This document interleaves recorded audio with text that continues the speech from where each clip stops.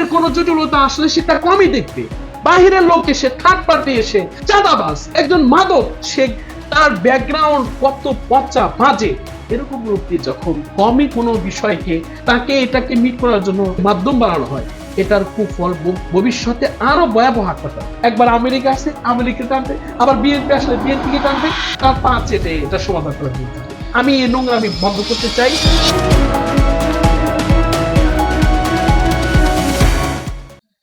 আসসালামু আলাইকুম ওয়া রাহমাতুল্লাহি ওয়া বারাকাতুহু। নাবা নিউজ 24 এর পক্ষ থেকে আপনাদেরকে স্বাগতম। বরাবরের ন্যায় আপনাদের সাথে আছি আমি তাহসান সিদ্দিক।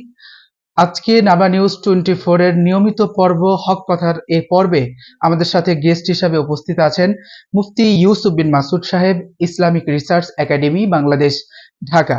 আজকের বিষয়বস্তু হলো কওমির সংখ্যাগরিষ্ঠ মুরব্বীরা পরস্পরে কাদা ছোড়াছুরির কারণে তার গ্লানি কিন্তু বিভিন্ন সময় পুরো কওমি জাতিকে বহন করতে হয়েছে।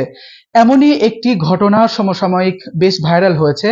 কওমি একজন ব্যক্তি তিনি বলেছেন যে তিনি জামাতের কিছু নেতাদের কাল্লা তিনি উড়িয়ে দিবেন, এবং তার এই বেফাস মন্তব্যের কারণে কিন্তু এখন পুরো নেট জুড়ে কওমিদেরকে বিভিন্নভাবে দোষারোপ করা হচ্ছে। তো মুফতি ইউসুফ বিন মাসুদ সাহেব, আমি আপনার কাছে জানতে চাচ্ছি যে এই ঘটনাটি আপনি দেখেছেন এবং তার এই মন্তব্য ঘিরে কিন্তু পরবর্তীতে কওমিদের উপর বিভিন্ন ধরনের চাপ আসতে পারে এবং আসছে। তো এই বিষয়ে আপনার কাছে কি মনে হচ্ছে? আলহামদুলিল্লাহ রাব্বিল আলামিন ওয়াসসালাতু ওয়াসসালামু আলা রাসূলিল কারীম। আসলে অত্যন্ত দুঃখজনক একটি বিষয়, যেটা এখন পুরো দেশ জুড়ে সমালোচিত হচ্ছে। যে আমরা দেখেছি একটা সেমিনারের ভিতরে আমাদের কওমি অঙ্গনের একজন আলেম এবং মুরব্বী, তিনি প্রকাশ্যে দিবালোকে সবার সামনে ওপেন যেভাবে বলতেছে যে 2-4টা কাল্লা ফেলে দিলেই এটা ঠান্ডা হয়ে যাবে। এই যে কত বড় একটা জঘন্য কথা। এখন প্রথমে পয়েন্টটা যদি আমি টানি, এক নম্বর পয়েন্ট হচ্ছে যে এই যে এই জামাত ইসলামের যে একটা নাম এখানে উল্লেখ করা হলো, আসলেই আদৌ কি জামাত ইসলামী বাংলাদেশের প্রেক্ষাপটে প্রচলিত যে কানুন রয়েছে, ইসলামী দৃষ্টিকোণ থেকে কোরআন ও সুন্নাহর আলোকে আইন রয়েছে, তারা কি এতটাই নিকৃষ্ট বা এতটাই হয়ে গেল যে তাদের কল্লা ফলানোটা বৈধ? মাআযাল্লাহ। আসলেই উম্মতের এই ক্লান্তি লগ্নে আপনি খেয়াল করে দেখবেন যে যে বৈশ্বিক পরিস্থিতি এবং আমাদের দেশের সাথে যে প্রতিবেশী যে রাষ্ট্র, তাদের যে উগ্র আচরণ, যে প্রতিনিয়ত আমাদেরকে কোণঠাসা করার জন্য একের পর এক যেই উগ্র হুমকি দমকি দেওয়া হচ্ছে, দেশের এই সংকটময় মুহূর্তে আরো নানাবিধ দিক রয়েছে, ওগুলা না কোনো আলোচনা নাই। এই যে অনৈক্যকে কেন্দ্র করে, এই ছোট্ট একটা কথাকে কেন্দ্র করে আমাদের ইসলাম অঙ্গনের ভিতরে যে একটা সমালোচনা জন্ম দিচ্ছে, এটার গ্লানি এবং এটার যেই একটা এফেক্ট, ব্যাড এফেক্ট, এটা আমাদের এই কওমি অঙ্গনের বৃহৎ জনগোষ্ঠী যুগের পর যুগ এটা বহন করবে। মুফতি ইউসুফ বিন মাসুদ সাহেব, আপনার কথার মাঝে আরেকটা কথা মনে পড়ে গেল যে আসলে কিন্তু এই কথাটা যে তিনি সেমিনারে বলেছিলেন, আমি যদি ভুল বলে না থাকি, যে তিনি কিন্তু এটা আবেগের বশেই বলে ফেলেছেন। কিন্তু আবেগের বশে বলে ফেলে থাকলেও এখন যে সংকটাপন্ন পরিস্থিতি চলছে, এই পরিস্থিতিতে কিন্তু তার এই আবেগটা বিবেচনা করা হবে না, এবং যেখানে সবসময় কওমিদের দোষ ধরা হয়, তিনি যে আবেগে বলে ফেললেন, এটাকে কিন্তু তারা বড় আকারে ভাইরাল করে দিবে এবং বারবার কিন্তু এর কারণে আমাদেরকে হলো ঝামেলা পোহাতে হবে বলে আপনার কাছে মনে হয় কিনা? আমি তথ্য নিয়েছি যে আসলে সে হিজবুত তাওহীদের ব্যাপারে বলতে গিয়ে এটা স্লিপ টার্ন হয়ে এটা কথাটা এইভাবে বলে ফেলেছে। আসলে এটা তার বলার উদ্দেশ্য ছিল না, এটা ভুল হতে পারে। তথাপি এই যে সে যে একটা মন্তব্য করেছে, এটা কিন্তু কওমির বিশাল জনগোষ্ঠীর কোনো ভাষ্য না, কিন্তু তিনি বলার কারণে এটাকে সবার কওমি বিশাল এই জনগোষ্ঠীর উপর এই দায়টা চাপিয়ে আসে। এবং বিশেষভাবে কিন্তু বাম রামরা এই ব্যাপারটা নিয়ে কিন্তু তারা খুব সচেতন থাকে যে তারা কওমিদের ছোট একটা দোষ পাবে এবং সেটা তারা ঢালাও ভাবে প্রচার করবে। আমি আরো ইন্টারেস্টিং বিষয় হচ্ছে, আমার মসজিদের এক মুসল্লি, সে প্রতিদিন মসজিদে নামাজ পড়ে। আপনার ওইখানে একটা ভিডিও আপনারা দেখবেন, যে ভিডিওর ভিতরে দেখা যাচ্ছে যে সে মসজিদ থেকে নামাজ পড়ে, সুন্দর দাড়ি, টুপি, পাঞ্জাবি, একদম সাদা ফেরেশতার মতো, অথচ মসজিদ থেকে নামাজ পড়ে বের হয়ে সে গাঁজা বেছে বাবা হিরো নিয়ে ইয়াবা বেছে। এখন এর কোন অকারেন্স কে যদি, এটাকে যদি এই যে আমাদের যে ভিউ কন্টেন্ট ক্রিয়েটর আছে, এখন একে দিয়ে যদি নিচে ক্যাপশনে লিখে দেয় যে মসজিদের বর্তমান যেটা চলছে আর কি, যে মসজিদের ইমাম নামাজ পড়ে বাবা হিরোইন বিক্রি করে। আমার মনে হয় এই হুজুগে বাঙালি এটাকে অ্যাকসেপ্ট করে। বিষয়টা এরকমই, আপনারা দেখবেন যে কয়েকটা ঘটনা এরকমই ঘটেছে।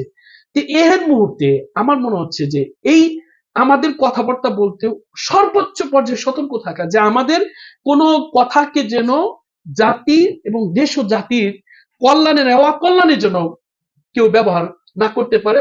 অসুযোগ সন্ধানী যারা এটাকে যেন অপাত্রের জন্য ব্যবহার না করতে পারে। এবং মুফতি ইউসুফ বিন মাসুদ সাহেব, আসলে এর কারণ কিন্তু শুধু বামরামরা প্রচার করছে ব্যাপারটা এরকমও নয়। আমাদের সতর্কতার যেমন অভাব রয়েছে, তেমন আমরা যাদেরকে মুরব্বী মনে করছি তাদের মধ্যে কিছুটা ফাটল ধরার কারণে, নিজেদের মধ্যে সামান্য ছোট ছোট ব্যাপার নিয়ে কাদা ছোড়াছুরি করার কারণেই কিন্তু তৃতীয় পক্ষ এখানে এসে সুযোগ পাচ্ছে।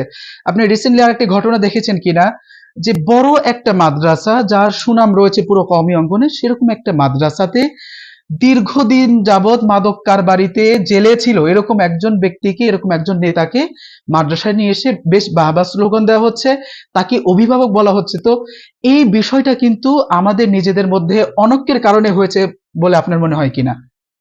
শুক্রিয়া। আমি এর আগে আরেকটা পয়েন্ট ছুটে গেছে। আপনারা দেখবেন যে ফ্যাসিস্টের সময়ে যে শেখ হাসিনা ছিল, একে পর্যন্ত আমাদের কওমি গরওয়ানা একজন আলেম তাকে কওমি জননী উপাধি দিয়েছে। এখনো পর্যন্ত ওই কওমি জননী এটাকে নিয়ে আমাদেরকে ট্রোল করা হয়, আমাদেরকে অপবাদ দেওয়া হয়। এই গ্লানি এখনো পর্যন্ত বাংলাদেশের লক্ষ লক্ষ আলেম এবং ছাত্ররা এই গ্লানিটা বয়ে বেড়াচ্ছে। এর কারণ কি? আপনি কি মনে হয় যে কওমি জন্য উপাধিটা এটা বাংলাদেশের মেজরিটি কওমি এবং যারা আলেম স্কলার তাদের কোনো ভাষ্য? এটা কিন্তু সবার ভাষ্য ছিল কখনোই না, না। কখনোই না। এইটা আমরা প্রতিবাদ করেছি যে সে কি বললো, একজন ফ্যাসিস্টকে, একজন জালেম, একজন জুলুমকারী, একজন ইসলাম বিদ্বেষী, একজন নারী বিদ্বেষী, সে তাকে কিভাবে কওমি জননী উপাধি দেওয়া হলো, আমরা এটা প্রতিবাদ করেছি। শীর্ষস্থানীয় সবাই প্রতিবাদ করেছে। অথচ এটাকে পুরা দেশ ও জাতি, এটাকে মিডিয়ার মাধ্যমে এমন ভাবে বলা হয়েছে যে মনে হয় যে পুরা কওমি সবাই মিলেই তাকে কওমি জননী উপাধি দিয়েছি। এটার মতোই ওইটার একটা এফেক্ট পড়বে।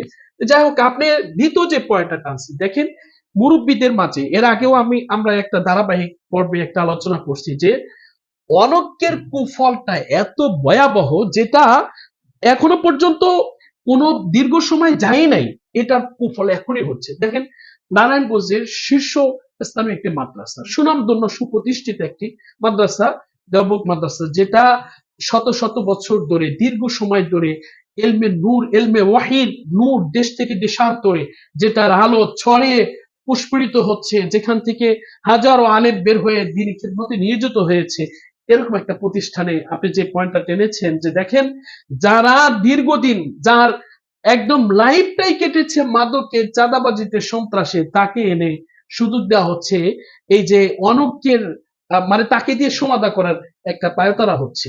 তো এটা হচ্ছে আমি যেটা মনে করি যে আমাদের সাহিবুদ্দারি আদ্রা বিমা ফিহি, যে আমরা যেটা কমে মাদ্রাসার মুরব্বীর অভাব রয়েছে, কমে মাদ্রাসা কি আলেম নাই, কমে মাদ্রাসায় কি মুরব্বী নাই, আহলে এলেম কেউ নাই, এখানে কি শীর্ষস্থানে কেউ নাই যে তারা কমের বিষয়ে কমই উলামায়ে কেরাম সমাধান করবে? কমে অঙ্গনের কোন জটিলতা আসলে সেটা কমই দেখবে।